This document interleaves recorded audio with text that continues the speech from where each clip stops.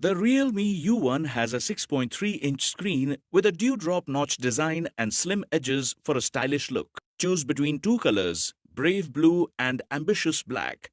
You can choose between two memory options, 3GB RAM plus 32GB internal memory or 4GB RAM plus 64GB internal memory, expanded up to 256GB using the dedicated memory card slot. Both the dual SIM slots support 4G VoLTE capability.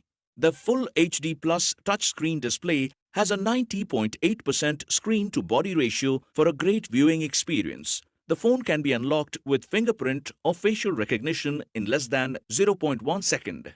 Featuring a 25-megapixel front camera with the Sony IMX576 sensor, the phone can take great selfies. The 13-megapixel plus 2-megapixel AI dual rear camera uses processor-based enhancements like high-resolution depth engine, bokeh mode, anti-blooming engine which prevents whiteouts and AI face detection. The phone runs on Android Oreo 8.1. It has the Helio P70 AI processor which is suitable for heavy gaming and multitasking. A 3500 mAh battery powers the phone.